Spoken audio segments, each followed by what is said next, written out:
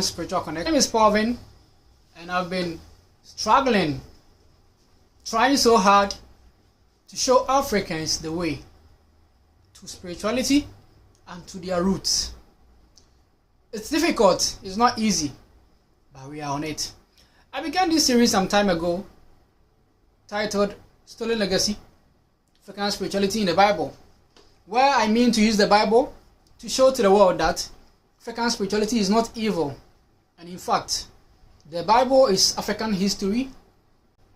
Even though there are so many Africans who know or who have heard our message and see reason in it, yet are afraid, or should I say, don't have the courage enough to make a move. We will still continue to do our work anyway. We were sent for it. And until we are down, we are not stopping. Today I am here to talk about Jerusalem,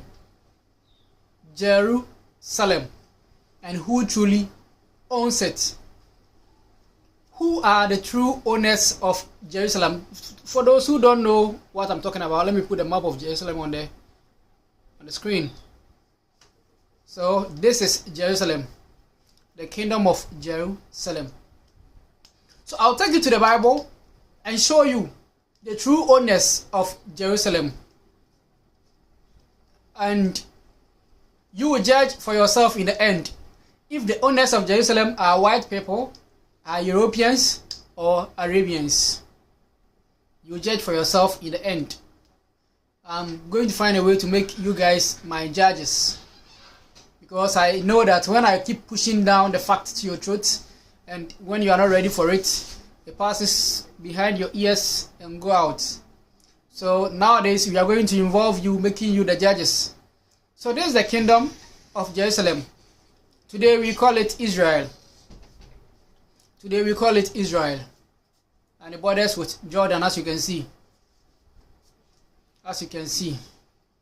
So we are going to use the Bible to pinpoint factually, because the claimers of Jerusalem today have their evidence based on the Bible and the Quran that they were appointed to inherit Jerusalem as a divine inheritance, according to the Bible. So in this series, we will tell you also how the Exodus is a lie. When I say the Exodus, I'm talking about the movement of the Israelites from Egypt through the Red Sea into Israel. It's a lie. It's a lie. It's a Caucasian lie. The Europeans wrote that purposefully and fixed it into the Bible. It's a lie. We will prove to you. Not in this particular episode, but after this ends, we will come back and we will give you evidence, according to history, that the Exodus is a lie. Now let me quickly go into this. We'll be using the Bible for this episode. We will take our first quotation.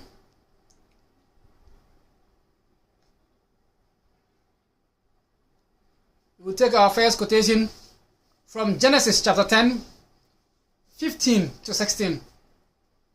In fact, it was Abraham that was promised the land of Israel, according to the Bible. If you read Genesis chapter 15. If you read Genesis chapter 15, it was Abraham that was promised the land of Israel, or the land of Canaan. Right? Now, who is Canaan? Canaan had sons in the Bible. Canaan is one of the ancestors of Abraham. And he had sons who lived on his land. Let's know the sons. Genesis chapter 15, chapter 10, verse 15 to 16. Sidon, the oldest, and Het were the ancestors of the people who.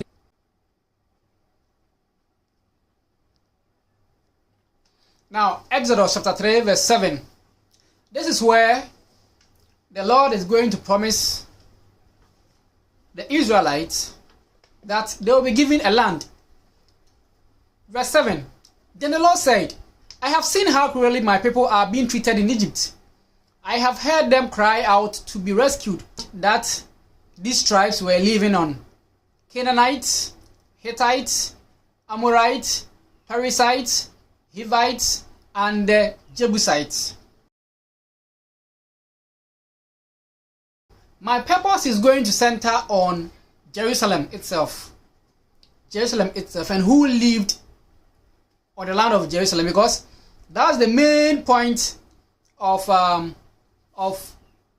war between the current Israeli people and the Palestinian people.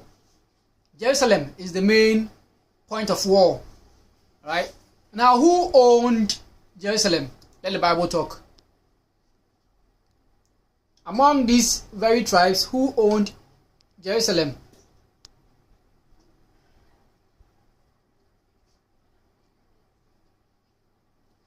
Now let's go to Exodus chapter 34 verse 11. Good news. All right. Now this is the condition that the God of Israel gave the Israelites, or the condition on which they will be given the land. Exodus chapter 34 verse 11. Obey the laws that I am giving you today. I will drive out the Amorites, the Canaanites, the Hittites, the Perizzites, the Hivites, and the Jebusites as you advance. So the God of Israel is telling them that this inhabitant of the land of Canaan, he is going to drive them out and give the land to the Israelites. We are building the point. It may be slow, but take your time and let's move. In the end, we will answer the question, who truly owns Jerusalem? Who truly owns Jerusalem? And we will check if they are white people or they are not. You will check if they are white people or they are not.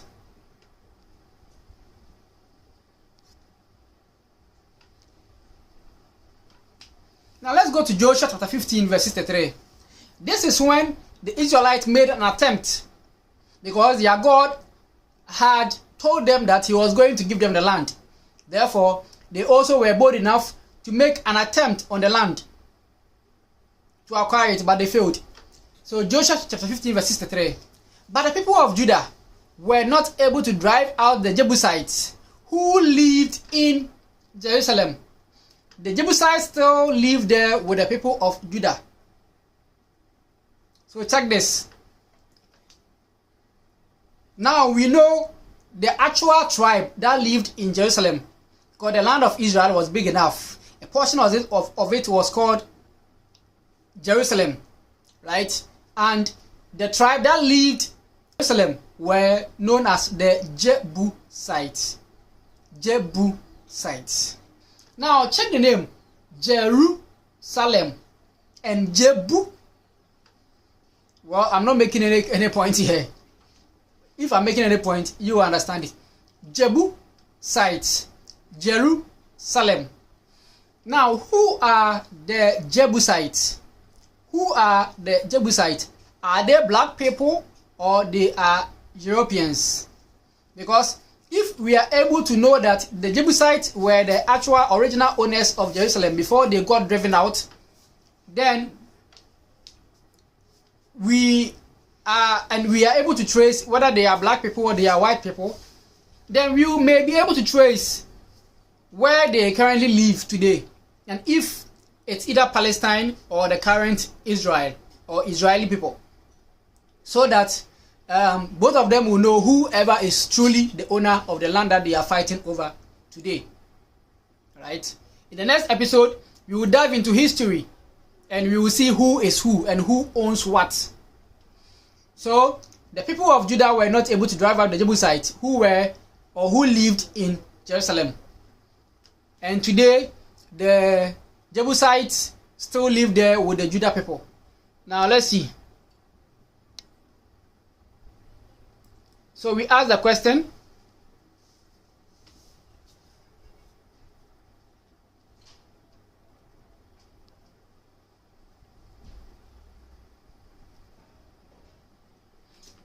so here it was King David who was able to use the Israelites to, when we talk about Israelites, it's different from the Israelis, right? When we talk about Israelites, we mean the ancient people who lived on the land.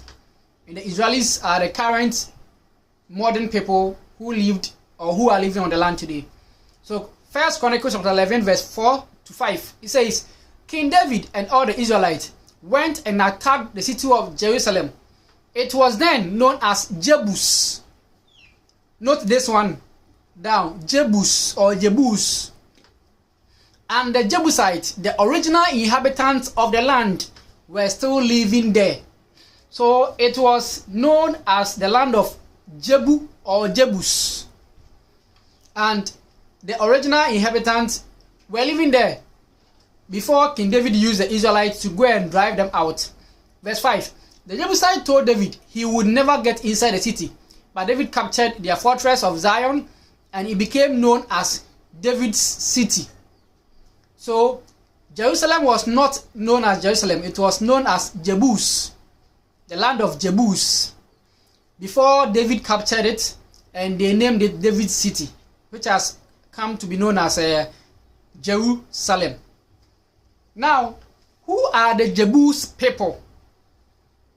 Let's do a bit of search online and we will find out if the original owners of the land of Jerusalem, the Jebus, were Europeans or were black people.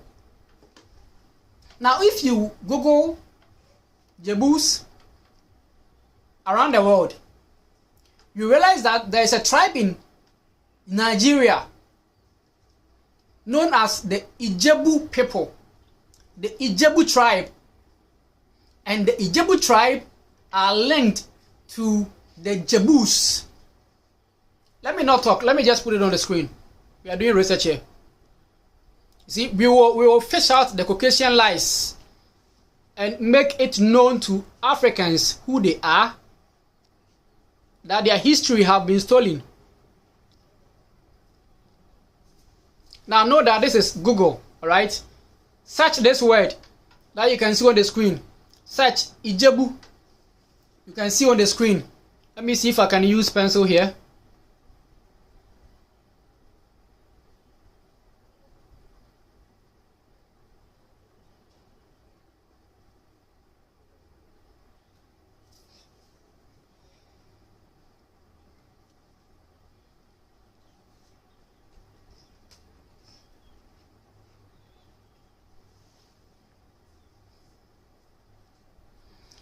Okay, so search this word, Ijebu, Ijebu.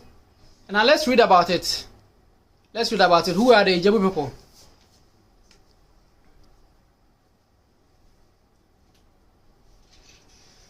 So, Ijebu is a kingdom in southwest Nigeria. It was formed around the 15th century. According to legend, its ruling dynasty was founded by Obanta, whose personal name was Ogborogan of Ile-Ife. Its contemporary successor is one of the country's traditional states. Right now, this history may be false, right? Because most of the histories that we know today that go back in old times were written down by people who are either Europeans or are taught by Europeans. So it is the knowledge that we got fed by these Europeans that we use to write the books. So the earlier writers among Africans had the knowledge they fed into their minds by their European masters, and then they wrote according to what they were taught by these same European masters, right? This Ijebu tribe could not be founded in 15th century. Could not have been founded in 15th century.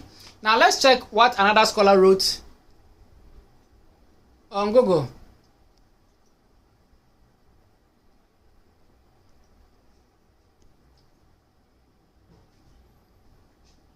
Now read this. Is Ijebu in the Bible? Ijebu is the only tribe in Nigeria that has its origin from the biblical days. According to the biblical account, the Jebusites were a Canaanite tribe who inhabited and built Jerusalem before its conquest by King David. Ijebu was the first indigenous clerk to the European missionaries. And then this one is gotten from ijebuassociation.org. Fact about Ijebu people. So according to this, the Ijebu was the first indigenous clerk to the European missionaries, and it's these same European missionaries who brought us the Bible. So they know our history, they know who we are. So those who lived on the land of Jerusalem, the Jebus, are black people who are currently located in southwest Nigeria. Southwest Nigeria. So why do we see white people on the land today? Why do we see white people on the land today? Because people will answer, because their God gave the land to them and they drove out the Jebus people out of. So in the next episode, we will come to show that those who even drove out the Jebus people were not Europeans, they were black people. So the Palestinians and the Israelis who are fighting over the land today are actually not the original owners of the land. Right? They are still fighting over stolen legacy. And it's unfortunate that we have our own brothers today who are busy entangling themselves in what doesn't concern them. We have our own brothers today who are entangling themselves in what doesn't concern them. See, these Israelis do not like Africans. These Arabians, Palestinians also do not like Africans. The least chance each or any of them will get, they will crucify Africans. So I don't know why Africans feel sad over their war. This is not an African war, and this is neither a world war. It's a European war, because both the Arabians and the Israelis are Europeans. They are just mixed breeds. They are just mixed breeds. There's no difference between an Arabian and a European. They are just mixed breeds, mixed blood. Alright? So, my dear Africans, love yourselves and know who doesn't love you. If someone does not love you, why do you want to force yourself and put yourself in other people's issues? These things that people are taking sides, people are against Israel, others are against Palestinians, is not worth it. Either way, if Israelis get Africa, they still continue to rob you of your history. They allow themselves to be used by America and the UK, the Britain, to rob Africans of their history. The land on which they sit belonged to African ancestors. They only came there in 1945-48. We will come there later. In the next episode, we will come there later, right? So, why do people sit on our ancestors' property and they are fighting over it? And we, the original owners of that property, are choosing side, not knowing that we actually own what they are fighting over. They are fighting over our property that they have stolen. So we are helping our own thieves to decide who should enjoy the spoil. Is something wrong with Africans? My dear Africans, is something wrong with us? The fact that we don't know who we are does not mean that we lack the mindset or the capacity to reason. The land on which they lived, or on which they live today, and they are killing themselves over, belong to us. And the gods that are on our land are fighting so hard to make sure that those who raped us and made us lose our glory will pay for their sins. And they are paying today. And here we are taking side, arguing over things, people fighting over this same issue. It's not worth it. So today I came to use the Bible to show you that the actual owners or inhabitants of the land of Canaan, the portion known as Jerusalem, which has become a center or a holy land for the world today, are actually black people, and they can be found in southwest Nigeria, the Ijebu people are the Jebus in the Bible. Alright? And in my next episode, I will come and show you that the Exodus in the Bible is a lie. And no Israelite left Egypt to go to Israel anywhere, to cross the Red Sea anywhere. It's a lie. It's a lie. When you use your head and you think about migration patterns of people, you let me not talk too much about that one. Just keep subscribing. And in my next episode, this one was not that heated, right? Because something happened to me this morning that really made me go down in vibration. But next time when I come live, I'm sure I'll be in my usual mood. But this one should be able to kick you in the mind and start thinking that whatever these people are feeding us or have fed us through the Bible, we have to think twice about it. Especially Christianity as a general concept of religion. I'll say it point blank.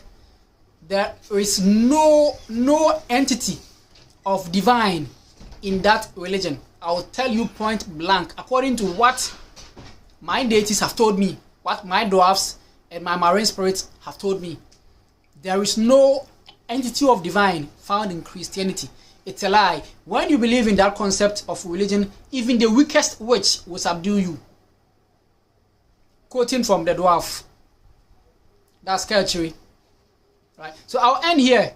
And when next I come, maybe this evening, maybe tomorrow, when next I come, we'll be talking about the Israel in the Bible. Still, African spirituality in the Bible.